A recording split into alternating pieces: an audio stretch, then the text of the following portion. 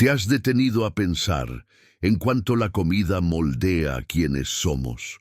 No solo como individuos, sino como comunidades, como culturas enteras. Imagine una mesa donde lo que se sirve no es solo alimento, sino historias.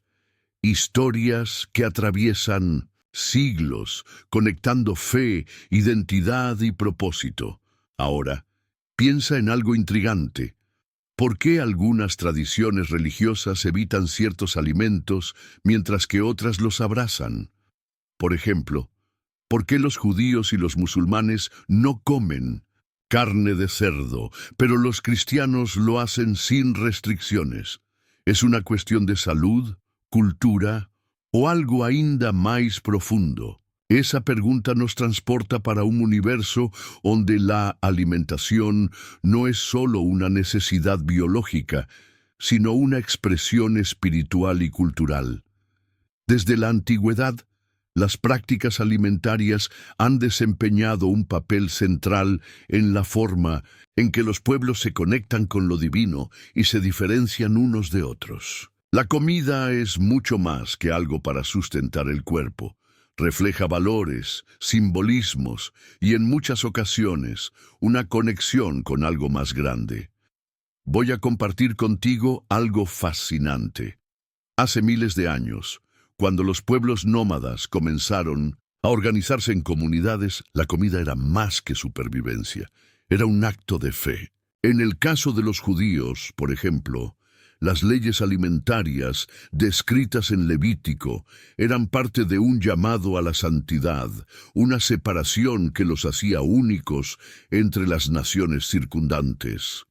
La carne de cerdo, entre otros alimentos, era considerada impura, un recordatorio diario de que incluso las elecciones más cotidianas, como qué comer, tenían implicaciones espirituales. Y para los musulmanes, las directrices del Corán también establecen la importancia de comer alimentos halal, es decir, permitidos por Alá.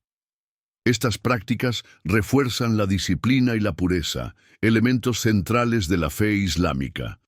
Comer, en este caso, es una extensión de la devoción, un recordatorio constante de que incluso los momentos simples de la vida son oportunidades para conectarse con lo divino. Pero, ¿y los cristianos? A perspectiva muda radicalmente.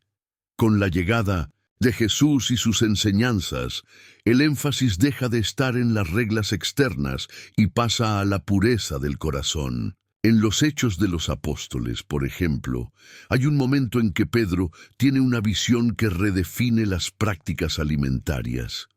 No es lo que entra en el cuerpo lo que hace impuro a alguien, sino lo que sale del corazón. Este nuevo enfoque simbolizó una apertura que permitió al cristianismo alcanzar a pueblos de todas las culturas y tradiciones. ¿Y qué significa todo esto para nosotros hoy? En un mundo globalizado, donde diferentes culturas y religiones conviven lado a lado, las prácticas alimentarias aún llevan el poder de unir o dividir. Más que eso, ofrecen una ventana para comprender la historia, los valores y los significados que moldean las sociedades. Entonces, cuando nos sentamos a la mesa, no estamos solo comiendo, estamos compartiendo historias, identidades y conexiones que atraviesan generaciones, y es exactamente eso lo que vamos a explorar aquí. Cómo estas prácticas nacieron, evolucionaron y continúan moldeando el mundo a nuestro alrededor.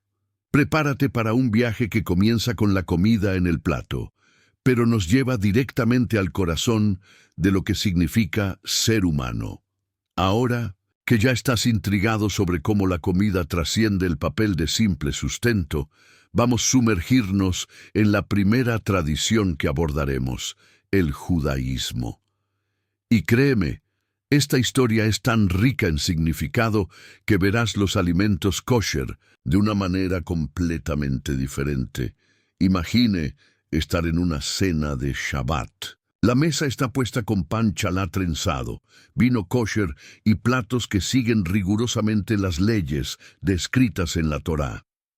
¿Parece solo una cena? No para un judío practicante. Cada ítem de esta mesa lleva un propósito espiritual. Pero, ¿cómo surgieron estas reglas y qué significan realmente? Todo comienza con un llamado. En el libro de Levítico, Dios ordena que los israelitas sean santos, porque Él es santo, y esa santidad no está reservada solo para el templo o para los rituales religiosos, sino que permea cada aspecto de la vida, incluso lo que se come. Es como si cada comida fuera un acto de fe, un recordatorio constante de la alianza entre Dios y su pueblo. ¿Sabías que las leyes kosher o kashrut no son solo sobre qué alimentos pueden o no ser consumidos, sino también sobre cómo son preparados? Por ejemplo, la carne debe ser sacrificada de manera rápida y compasiva, minimizando el sufrimiento del animal. Esto no es solo una regla, es una expresión de respeto por la creación divina. Además, mezclar carne y leche está prohibido, una práctica que simboliza la separación entre la vida y la muerte, entre lo sagrado y lo común.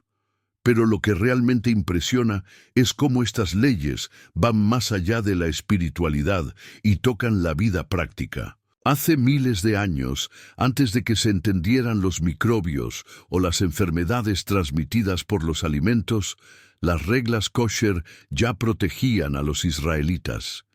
Evitar carnes de animales considerados impuros, como el cerdo, ayudaba a prevenir enfermedades como la triquinosis. Así, el kashrut era, al mismo tiempo, un acto de fe y un sistema de salud pública avanzado para su época. Hoy, estas prácticas continúan uniendo a las comunidades judías alrededor del mundo. Y más que eso, ayudan a preservar una identidad que ha sobrevivido a siglos de diáspora y adversidad.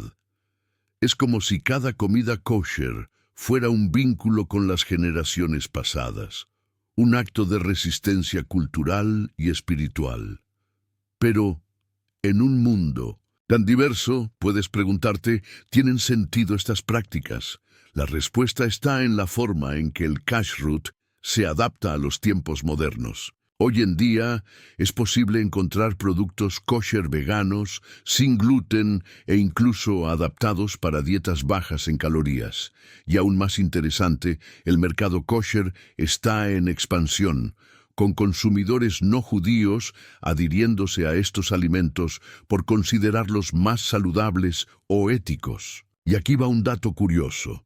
El mercado kosher global mueve miles de millones de dólares al año, y marcas famosas como Coca-Cola tienen certificación kosher para alcanzar un público más amplio. Eso muestra cómo una tradición tan antigua sigue siendo relevante en el mundo de hoy. Pero nuestro viaje apenas comienza. En el próximo segmento vamos a explorar las prácticas alimentarias en el islamismo, otra tradición rica en simbolismo y disciplina. Antes de seguir, quiero agradecerte por estar aquí conmigo. Tu interés en aprender y conectarte con otras culturas es inspirador. Si te está gustando el video, no olvides suscribirte al canal, dejar tu like y compartir tu opinión en los comentarios. Quiero saber, ¿has probado algún alimento kosher? ¿Cómo fue esa experiencia? Estoy ansioso para leer o que vocete me dicer. Continuando nuestra jornada, salimos de la mesa de Shabbat y ahora caminamos por las vibrantes calles de un mercado del Medio Oriente. Imagina los colores, los aromas y los sonidos. Es aquí donde encontramos otra tradición alimentaria rica en simbolismo y disciplina, los alimentos halal, seguidos por los musulmanes alrededor del mundo. Así como en el judaísmo, lo que se coloca en el plato para un musulmán es mucho más que una elección culinaria. Es un reflejo directo de fe, obediencia y conexión con Dios. Pero, ¿qué significa exactamente halal? La palabra halal proviene del árabe y significa permitido o lícito. En el Corán, las orientaciones sobre alimentos halal y haram prohibidos son claras. Carne de cerdo, por ejemplo, está estrictamente prohibida, así como cualquier carne que no haya sido sacrificada de acuerdo con los rituales islámicos. Pero, ¿qué hace que el sacrificio halal sea tan especial? No es solo seguir reglas, es sobre respeto y conciencia.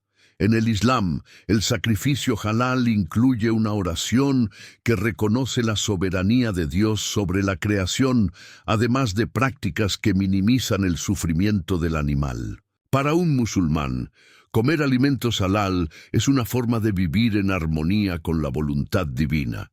Es un recordatorio constante de que incluso los actos más simples, como comer, pueden ser una forma de adoración. Y aquí va un dato interesante. El concepto de pureza alimentaria en el Islam no se limita solo a lo que se consume, sino también a cómo se obtiene. Isso significa que alimentos halal também precisam ser livres de corrupção e exploração. Por exemplo, produtos que involucrem trabalho escravo ou explotação injusta podem não ser considerados verdadeiramente halal. Esta preocupación por la justicia social es una de las razones por las cuales el halal se ha convertido en un estándar ético admirado por muchos, incluidos los no musulmanes. Ahora, ¿sabías que el mercado halal es uno de los sectores que más crecen en el mundo? Según un informe reciente, el mercado global de alimentos halal debe alcanzar más de $2 billones para 2027. Eso no es solo una cuestión de números, es un reflejo de la relevancia continua de estas prácticas, incluso en un mundo tan diverso. Y aquí está lo que es realmente fascinante. Muchas marcas famosas, como Nestlé y Unilever, tienen líneas de productos halal. Eso demuestra cómo una práctica religiosa antigua sigue moldeando la economía moderna, acercando culturas y rompiendo barreras. Además, eventos como ferias de alimentos halal y cocina halal en festivales internacionales promueven una mayor comprensión entre culturas. Sin embargo, el halal no es solo sobre comida, es sobre comunidad. En muchos países musulmanes, compartir una comida halal con amigos y familia es un acto de unión y, en sociedades multiculturales, la práctica halal ayuda a crear espacios inclusivos donde personas de diferentes orígenes pueden reunirse y respetarse mutuamente. Pero debes estar preguntándote, ¿por qué tantas reglas para algo tan simple como comer? La respuesta está en la filosofía islámica, que ve cada acto humano, hasta el más cotidiano, como una oportunidad de demostrar gratitud y devoción a Dios. Y esa conexión entre comida, fe y comunidad es lo que nos lleva a la próxima etapa de nuestra jornada. Y ahora llegamos a un punto de inflexión en esta jornada. Después de explorar cómo las prácticas alimentarias conectan a judíos y musulmanes con lo divino, es hora de entender cómo el cristianismo trajo una perspectiva completamente nueva. ¿Te has detenido a pensar en lo que significa libertad alimentaria? En el cristianismo esta idea va mucho más allá de simplemente comer lo que se quiera. Es una declaración de fe, inclusión y transformación. Pero volvamos al principio. En el judaísmo y en el islamismo, las leyes alimentarias son centrales para la práctica religiosa. En el cristianismo, sin embargo, hubo un cambio significativo. Esto ocurrió debido a un momento destacado registrado en el libro de los Hechos de los Apóstoles, capítulo 10. Es allí donde encontramos a Pedro, uno de los discípulos más cercanos a Jesús, teniendo una visión que cambiaría para siempre la forma en que los cristianos veían la comida. En la visión, Pedro ve una gran sábana descendiendo del cielo, llena de todo tipo de animales, incluidos aquellos considerados impuros según la ley mosaica. Una voz divina dice: «Levántate, Pedro, mata y come». Pedro duda, pues sabe que la ley prohíbe eso, Pero la voz responde: no llames impuro a lo que Dios ha purificado. Este evento no era solo sobre comida, era un símbolo de inclusión. Dios estaba mostrando que así como los alimentos, antes considerados impuros, ahora eran permitidos, la salvación estaba abierta a todos, judíos y gentiles. Con esto, el cristianismo dio un paso más allá de las reglas alimentarias y pasó a enfatizar algo mucho más profundo: la pureza del corazón. Como Jesús enseñó en Marcos 7, nada fuera del hombre puede hacerlo impuro entrando en él.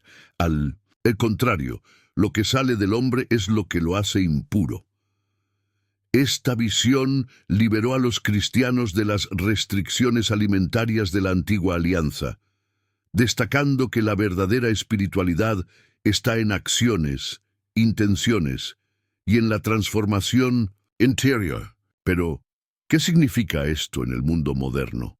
Hoy, esta libertad alimentaria es una marca del cristianismo y un reflejo de su adaptabilidad. Esta flexibilidad permitió que la fe cristiana se expandiera por diversas culturas, acogiendo tradiciones alimentarias distintas y promoviendo la unidad en la diversidad. Sin embargo, esta libertad viene acompañada de responsabilidad.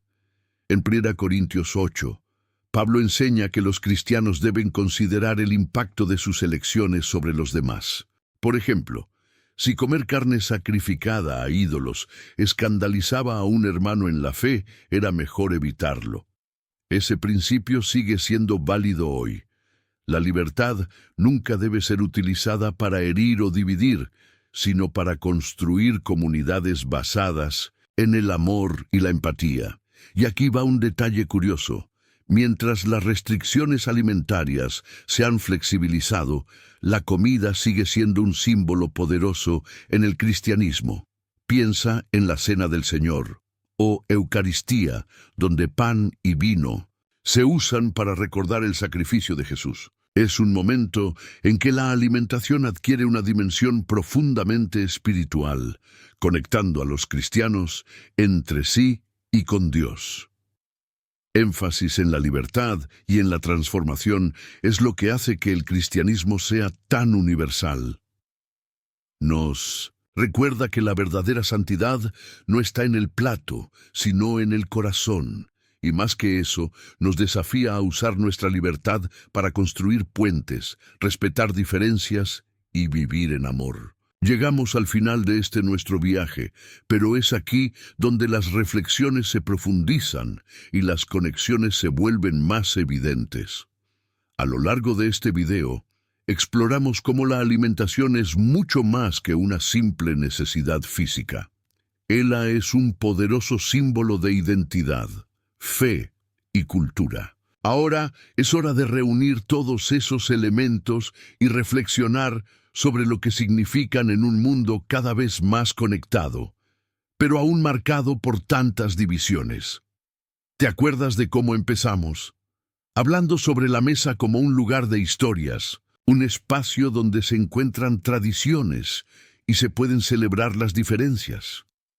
Lo que aprendimos a lo largo de esta conversación es que independientemente de nuestras creencias, las prácticas alimentarias nos enseñan algo universal. El acto de comer no es solo físico, es espiritual, cultural e incluso político. Cuando hablamos del judaísmo, vimos cómo las leyes kosher conectan a los judíos con su historia y fe, preservando una identidad que ha resistido al tiempo y a las adversidades.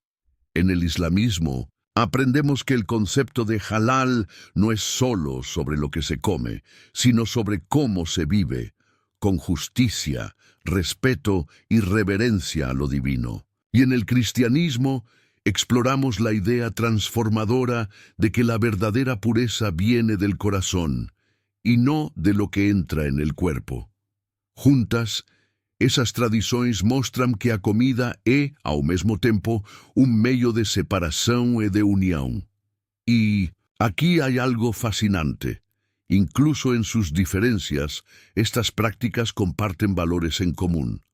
Santidad, gratitud y respeto son pilares que atraviesan las tres tradiciones. Y en el mundo de hoy, estas prácticas también nos ofrecen una oportunidad única de diálogo y aprendizaje. Piense en esto.